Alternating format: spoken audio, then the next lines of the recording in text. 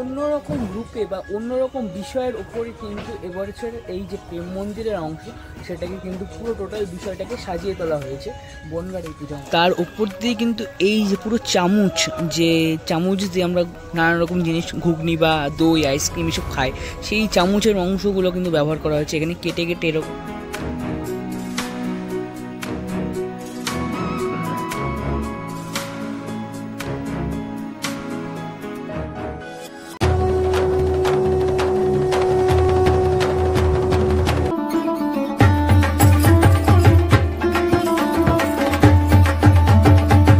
Hello ভাই লোক, কি খবর সবার? তো সবাইকে নতুন আরেকটা ভিডিওতে স্বাগত। আমি এই মুহূর্তে রয়েছি বৃন্দাবনের যে প্রেম মন্দির, সেই প্রেম মন্দিরের সামনে থেকে দাঁড়িয়ে তোমাদের কিন্তু আজকের ভিডিওটা শুরু করছি। কারণ বৃন্দাবনের প্রেম মন্দির এবছর হয়েছে কিন্তু বনগাঁর একটা পূজা মণ্ডপে। যারা আগের ভিডিওগুলো দেখোনি তাদের জন্য আবার বলে দিচ্ছি, বনগাঁ এগিয়ে চলো সংঘ 3 নম্বর টালিখোলায়। কিন্তু এবছর তাদের বিশেষ আকর্ষণ হচ্ছে বৃন্দাবনের প্রেম মন্দির। অন্যান্য বৃন্দাবনের প্রেম মন্দির অনেক জায়গায় হয়েছে, তোমরা দেখেছো, কিন্তু এই যে বৃন্দাবনের প্রেম মন্দির আমার পেছনে যে দেখতে পাচ্ছ, এটা কিন্তু একদমই আলাদা। কারণ হাতের কাজের মাধ্যমে কিন্তু এই যে প্রেম মন্দির সেটাকে সাজিয়ে তোলা হয়েছে। তো পুরো ডিটেলসে তোমাদের বিষয়টাকে ঘুরিয়ে দেখাচ্ছি, কতটা কি কাজ হয়েছে টোটাল বিষয়টা তোমাদের কিন্তু। তো যারা চ্যানেল নতুন আছে অবশ্যই চ্যানেলটাকে সাবস্ক্রাইব করো এবং সবার সাথে শেয়ার করো, তারাও যাতে এই পুজোর আপডেটগুলো বাড়ি বসে পেয়ে যায়। তো চলো দেখা যাক কতটা কি প্রস্তুত হলো। আমাদের কাজ থেকে দেখায়, তারপরে ভেতরে নিয়ে যাবো, ভেতরের কাজ কতটা কি হয়েছে টোটালটা দেখাবো। তো বৃন্দাবনের প্রেম মন্দির কিন্তু পুরোটা একটু আলাদা রূপে কিন্তু এই স্থানে কিন্তু সেজে উঠে দেখা যাচ্ছে। তো দেখতেই পাচ্ছ সামনের যে ফ্রন্টের অংশটা সেটা কিন্তু দুর্দান্ত একটা অন্য রূপ কিন্তু দেওয়া হয়েছে।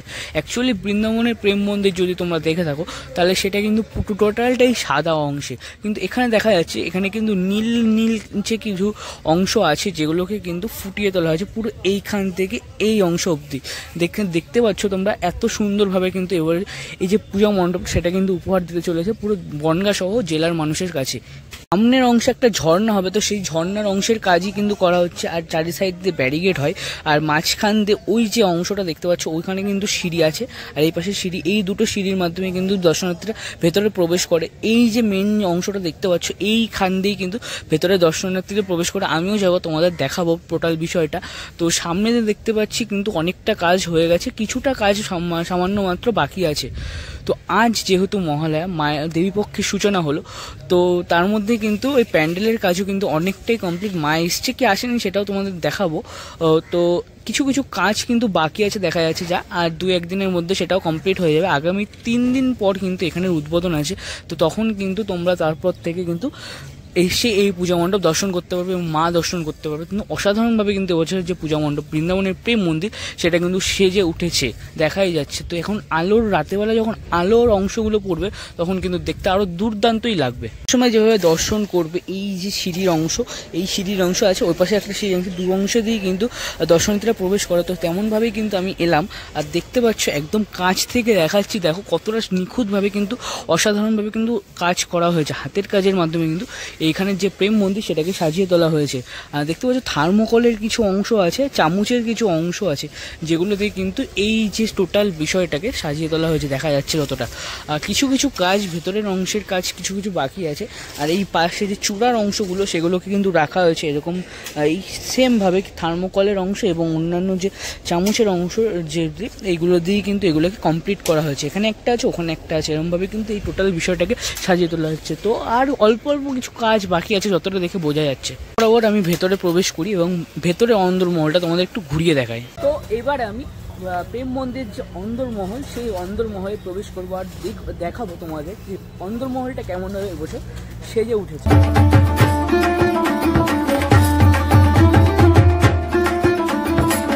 থার্মোকলের কিছু অংশ আছে দেখা যাচ্ছে, এ দেখো এগুলো থার্মোকলের অংশ।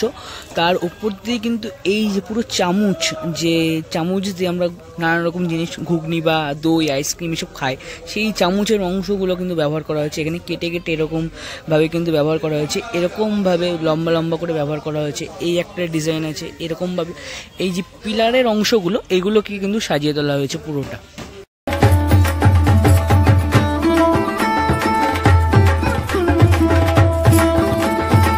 আর ঠিক পাশেই এই যে স্ট্রাকচারাল পার্টটা দেখতে পাচ্ছ, এই স্ট্রাকচারাল পার্টটাও কিন্তু ঠিক একই রকমভাবে যে চামচের অংশ সবই কিন্তু টোটালটা চামচ আর থার্মোকলের এরকম টাইপের কিছু শিট অংশ।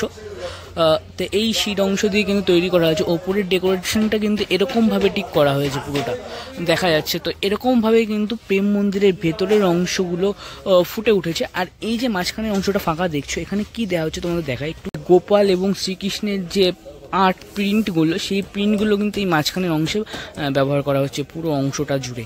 তো এরকম করেই কিন্তু ভেতরের এই যে অংশগুলো যেগুলো এখনো বাকি আছে, সেই অংশের কাজগুলো কিন্তু কমপ্লিট হয়ে যাবে। পুরো যে উপরের সিলিংয়ের অংশটা, যেখানে তোমরা ছোট ছোট ঝাড়ের অংশ দেখতে পাচ্ছ, এই অংশগুলোকে কিন্তু ঠিক এমনভাবে সাজিয়ে তোলা হয়েছে। পুরোটাই কিন্তু যে চামচের অংশ, সেই চামচের অংশ দিয়ে কিন্তু এই টোটাল বিষয়টাকে সাজিয়ে তোলা হয়েছে। পুরো দেখতেই পাচ্ছ ওপরের এই অংশটা কিন্তু এরকমভাবে সাজিয়ে তোলা হয়েছে। আর তার ঠিক নিচে যে এই সাইডের অংশগুলো তোমরা দেখতে পাচ্ছ, এখানেও কিন্তু ঠিক একই রকমভাবে ডেকোরেট করা হয়েছে। এবং মাঝখানে যেহেতু প্রেম মন্দির, তো রাধাকৃষ্ণের নানা রকম ছবি কিন্তু মাঝখানে ইনস্টলেশনের কাজগুলো হয়েছে। পুরো মাঝখানে খুব করে কিন্তু এরকমভাবে চারি সাইডের অংশটা আর কি কমপ্লিট করা। চলো একটু তোমাদের সিনেমাটিকভাবে পুরো বিষয়টাকে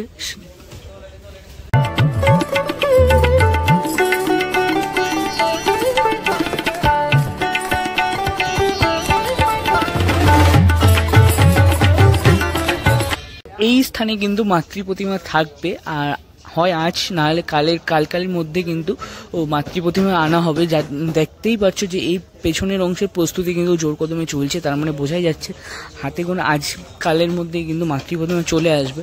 তো সেই জন্য ওই স্থানটাও কিন্তু রেডি করা হচ্ছে। আর সাথে সাথে যে অংশের কাজগুলো দেখতে পাচ্ছি এখনো বাকি, সেই কাজগুলো কিন্তু কমপ্লিট করা হচ্ছে। দেখা যাচ্ছে এখানে দাদারা কিন্তু কাজগুলো করছে, যে অংশের কাজগুলো বাকি আছে।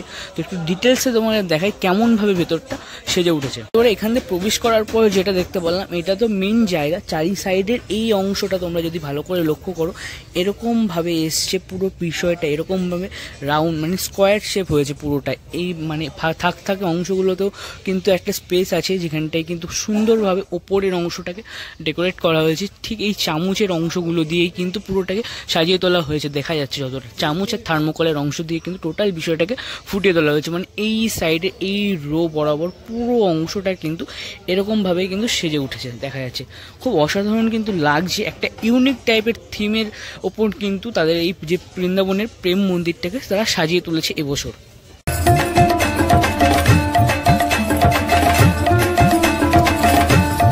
বলবো তোমরা বিগত কিছু বছর ধরে প্রেম মন্দির দেখছো পুজোয়, তো এবছরের যে প্রেম মন্দির বনগাঁর এই বুকে পূজা মণ্ডপে সেজে উঠেছে, সেই প্রেম মন্দিরটা কিন্তু একেবারেই আলাদা। কারণ এখানে কিন্তু হাতের কাজের ছোঁয়ায় কিন্তু পুরো প্রেম মন্দিরের অংশটাকে সাজিয়ে তোলা হয়েছে।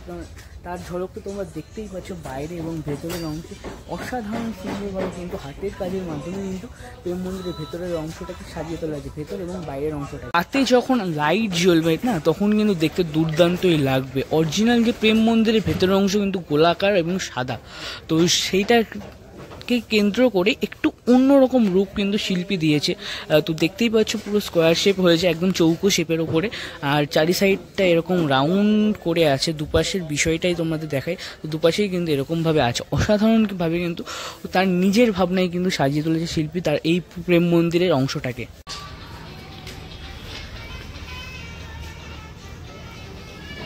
মা এলে আমি তো আবার দর্শন করাবো তোমাদের, আর সাথে সাথে পুরো কাজটা তখন কমপ্লিট হয়ে যাবে আশা করছি। আর একদিনের মধ্যে বলা যায় যে বাদবাকি যে কাজটুকু আছে সেগুলোকেও সম্পূর্ণ হয়ে যাবে।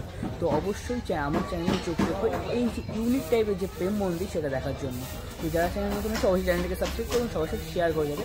এরকম টাইপের নতুন আপডেটগুলো তারা বাড়ি বসে পেয়ে যায়। এবং পুজো তোমরা যেখানে কী করে আসবে সেটা কিন্তু গাইডলাইনে অবশ্যই দেওয়া আছে। তাও আমি তোমাদের একবার মনে করিয়ে দিই, তোমার বনগাঁ স্টেশনে নেমে যে কোনো অটো ধরলেই কিন্তু বলবে মতিগঞ্জ এগিয়ে চলে যাবো, তো তার তো বললেই কিন্তু এখানে নিয়ে চলে আসবে। বা তুমি পুজোর সময় যদি আসবে তখন কিন্তু তোমাদের পায়ে হেঁটেই আসতে হবে। তো মতিগঞ্জ থেকে সোজা চলে এলে কিন্তু এই যে পূজা মণ্ডপ সেটা কিন্তু তোমরা দর্শন করতে পারবে অবশ্যই।